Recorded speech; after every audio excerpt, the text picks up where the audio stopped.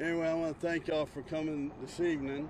I know y'all been sitting around and on hold to see when and if we would be able to come and give you an update on Rocky. But let us not forget that we lost a fellow officer in the line of duty. I know it's gone viral with regards to Rocky's injury and his involvement. But, please understand that there's a grieving family of all, especially the Brazoria County Sheriff's Office, with the loss of Deputy Vargas. The other thing I'd like to mention to you, I mentioned to you about Red Duke and the Life Flight. Herman Hospital has a life flight for K-9 that he started. And I misspoke because I thought because they had helped us once before with the dog about a year or so ago. So I want to correct something here. It was the Department of Public Safety that they happened to be in the area for air support. And with communications, we were able to contact the helicopter and have him come into a zone. Well, y'all been there, so you see how heroic some of these pilots are when they go into these areas, and it definitely wasn't your typical landing zone when you had cars everywhere and everybody was trying to. But I definitely want to recognize the Department of Public Safety. I talked to the major today of the region and expressed to him how appreciative we were of him, allowing this helicopter to bring Rocky here to this location. Now, so as far as Rocky's concerned, I'm not the expert, and I don't even portray to be one with regard to his health. When we left last night, the handler, the partner, he was here and stayed with him throughout the night. And he seems to be stable, but instead of myself trying to tell you what that is about, I would rather have the experts behind us, and Dr. Shockley is going to talk to us about that. And then we also have had many requests or inquiries about the possible contribution, to some fund. And Dr. Shockley is going to talk to you about that as well. So if there is, interest, we've received national interest on this. So they'll tell you if and when, and we'll be back. He apparently looks like he's not going to be released tonight due to continued observation. But I'm going to leave that to them, and I'll set aside here and let Dr. Shockley talk to you, and then we'll answer any questions that y'all might have. All right, Doctor. Howdy, how are you doing? So Deputy Rocky presented yesterday about 5 o'clock, maybe 5:15. The DPS helicopter landed on South Post Oak Street there, and the handler and a couple other officers carried him on foot to our door here. We have worked with Memorial Hermann Life Flight in the past, so we have protocols set up for handling K-9 officers. As the Marshal indicated, we did help Officer Jorka a year or so ago, and so that was through Memorial Hermann Life Flight. Everything went very smoothly with that, so our staff kind of knew how to do that. Dr. Alyssa Fee, Dr. Anna Joy Jackson, and Dr. Geistert were here to triage Deputy Rocky yesterday evening. He had some multiple gunshot wounds, obviously, he was bleeding from. So we got him stabilized, and then myself and Dr. Cooper here performed surgery this morning. The first injury was the left side of the nostril. There was an entrance wound. It was about a 5-centimeter gash along the muzzle that then exited. That was kind of inhibiting his ability to breathe. So we did place some nasal oxygen and got some stuff going for Deputy Rocky last night, kind of closed that wound up. Then there was an entrance wound and an exit wound on the right side, right behind the jawline, kind of the neck, and then through the shoulders. Narrowly missed his spine, which is amazing. Hand of God was there and directed that bullet away from all of those vital organs. So really pretty routine surgery this morning. We closed up those wounds, put in some drain tubes, closed up his nostril. Dr. Cooper did an amazing job, did a little plastic surgery on his nose, so it's hard to even tell that you can see a wound there. So he should make a full recovery. He's just on pain meds and fluids. He's walking, we've got him up walking, he's eating twice, he's urinating, defecating, so he's looking good. So that's the medical side. I don't have any other questions. Talk a little bit about the fact that, you know, this is a dog that had a very close encounter with somebody who was willing to just shoot. He came out of it with these particular injuries. I mean, did he come out lucky, better off than we maybe? He's the luckiest dog I've seen. It definitely, and I don't know if you call that luck or the hand of God, but that bullet, I mean, could have ended his life instantly, and it didn't. He had a head, facial wound, and then a neck wound, and yeah, I mean, it's he's a hero, right? The dog is the hero, and I don't know how many officers he saved, but he did. Sorry. Despite his wounds, how was he? Was he, when he saw his handler and all of that? Yeah, so his handler has not left his side, and been there the whole time. And so when he presented, he was shocky. And so we had to put him on fluids. He was a little bit obtunded from that. We did start him on pain meds right away, but his vitals were pretty good the whole time. So just an athlete. He's an amazing dog, and so this was a older dog. It might have been the end, but he's young, healthy. So he's prepped for it. So he did really well. What does quality of life look like for an animal after injuries like this? He should return to full function. I don't see any reason that he wouldn't return and be able to catch more bad guys and hopefully get rid of evil in the world. Yeah, I mean, from the marshal's perspective, how does that work? I mean, is he able to return to service once he makes a full recovery? Well, from the injuries that you have been reported just now by the good doctor, it looks like he will be back. It'll take a while. Not necessary to try to get him. These dogs are so well trained that even though they were injured so badly, doesn't mean they're going to be apprehensive a month from now. No, they're going to want to get right back into the middle of it. And that's the relationship you have between the partner, the trainer, and the dog. And once that dog gets up and running, I will see that more likely with the okay of having the physicians telling us, the veterinarians telling us that he's clear to go back into service, that more than likely everybody be anxious to get him back into the service of the marshal service. How's his handler doing? I mean, I feel like when you have a dog that's your companion 24/7, that's your family. Absolutely. I mean, we're all animal lovers. And so with the trainer or the partner, you have to be empathetic of him just as much. And so everybody's been supporting him here and making sure, that he's okay, and the family. He's got a family with children. And so this dog's a part of the whole family, not just the trainer. And so you have to consider that aspect and make sure that all's well. Law enforcement, we're all type A, okay? And, we got the macho-ness in us. But yet, when it comes to children, innocence, and to animals, dogs, there's a heartfelt feeling. A question about yesterday. We received some questions from viewers asking, this is a warrant that was served in a very busy parking lot in the middle of the day. Can you share a little bit about kind of warrant protocol, if that's typical for something like that to happen? Well, clarify when you mean protocol as for what?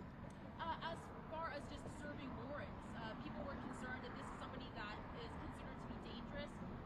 Is it typical that we're seeing these warrants served in busy spaces in the middle of a day? Well, there's no such thing as typical first. I mean, it's every situation is a different situation depending on the threat matrix, and then also to whom the areas are and the safety of. They had no expectations that someone's going to jump out of a truck and start firing upon them. As they approached, as you well know, they approached the vehicle. The person just instantly was out and and start shooting at the deputy Vargas, to which, he succumbed from his wounds. But we also train constantly of environment. What environment are you in? Bring other officers. The U.S. Marshal is probably one of the best agencies that knows how to pin. Are y'all familiar about pinning a vehicle? They take all four sides. That is, to me, the best thing that you can do, because then you don't have this. And they were not able to get all the vehicles in play. And this guy knew, he saw the threat and immediately got out and started firing upon our deputies on the task force. You talked about the training. I mean, just talk a little bit about what these guys do to make sure they're ready for this kind of activity and service. It's daily. Living it and doing it every day, it's training. But we also go through policies and procedures and safety aspects, and we also see, not only from the Marshal Service, but all law enforcement, lessons learned.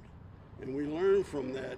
You have to connect, communicate, and collaborate. Those are the three most important things as far as being successful as a leader and in law enforcement. And it's a constant connection of communicating, even with some of the deputies now that have been involved in this incident. We will want them to debrief. We'll debrief with them, and then also have them communicate to their fellow partners and deputies as to, what was it like? What did you see? How did you see? What could we have done better?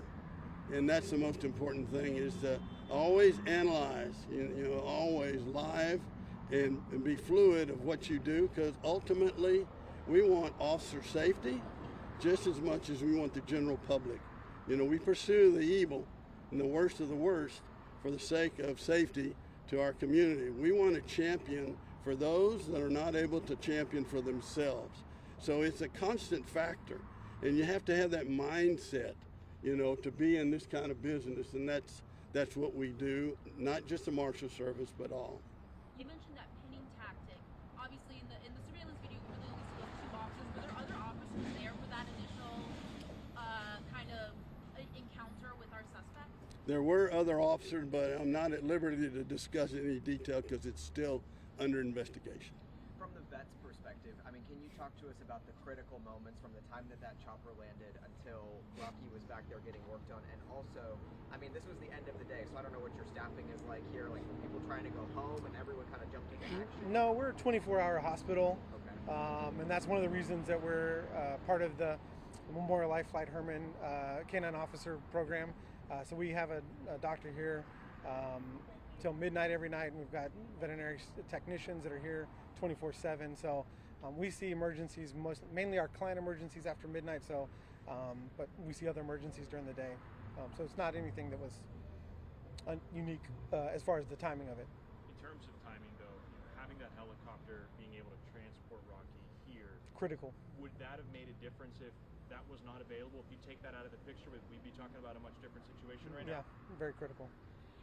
And sorry, to clarify on that, yesterday I think you or the chief said at the press conference, thank you to the governor's office for allowing that chopper to land. Can you kind of explain what the governor's office connection? I understand they're involved with DPS. Well, obviously the DPS and the direction of the DPS, and of course they want to communicate with some of the things that are somewhat out of the ordinary. But I will say that the Gerald Brown, the major of the Department of Public Safety here, I had a meeting with him today, and of course he is the first line, and then he communicates up to the director and also the governor, because it was live and they saw what was going on. So obviously they wanted to, be informed about what's going on. But I will say that Major Brown was the key aspect of a goal to land right there on location. Marshall, have they checked those dumpsters before, or was this the first go around at those? Well, again, we're in the investigative nature, and so I will refer to that at a later date when we'll be able to give you a better briefing on what transpired completely. And so I have to hold off on that at this time. I'm hearing from some people online, they're saying, how can I send Rocky treats? How can I buy him a steak? Obviously there is a viral nature to this. Can you just speak to that? And for people who do want to help, or What can they do? support Rocky or the vet hospital here? Well, I can only say, you know, I've had relationship to some of the principal doctors due to the A&M connection, the Aggie connection, Aggie Nation, and they're superb in what they do.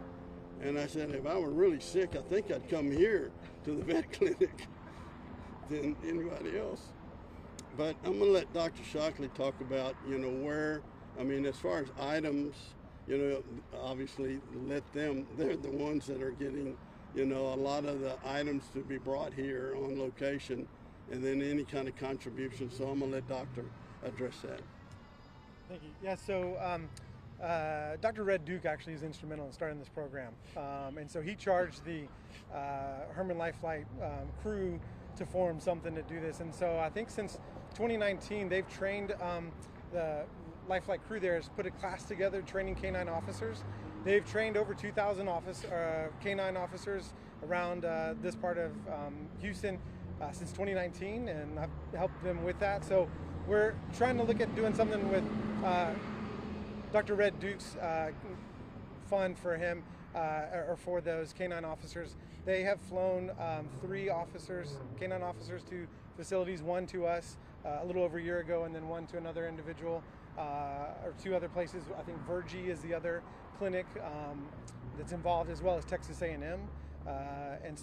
And then DPS has flown 2 officers. So we're trying to put together a website with collaboration with them so that those funds can then be used for other K-9 officers in the future. This is not the first time that we've had a K-9 officer being hospitalized here, and it unfortunately probably will not be the last, as there are significant bad guys in the world doing bad things to dogs and people with that. So more to come with that, I guess, is what I would say. And based on how he's doing now, any idea how much longer he may be here before he gets to go home? We're hoping that in the next 48 hours, 72 hours, he should be released. He's doing really well. It's painful getting shot. So he's recovering really well. He's, like I said, ahead of schedule. He's eating well, he's drinking well, he's doing what he should be doing. And so we're just letting him get some much needed rest. Those drain tubes will have to come out in 4 or 5 days.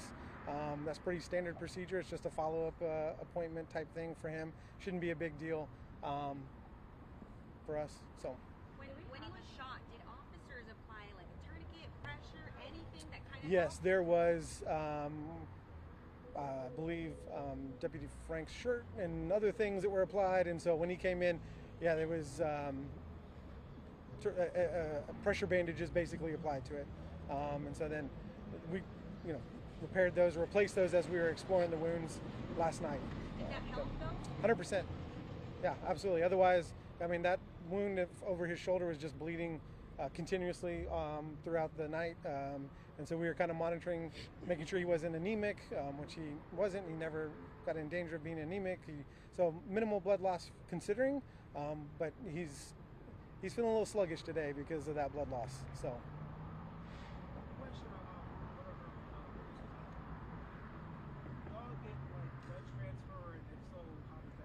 Yeah, so we give blood transfusions here at our hospital. Last week we did 4 to 4 different dogs. So it's something that's very common. We have a blood donor program where we, take dogs and donate blood. Again, just like a human, the blood's only good for a period of time, and there are other clinics around, other emergency clinics that have blood donor programs as well.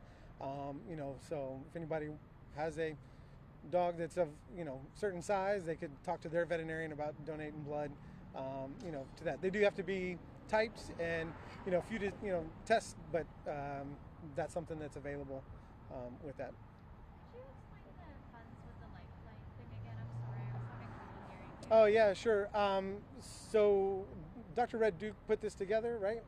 And Memorial Hermann Life Flight, I believe they are flying K-9 officers at no cost to the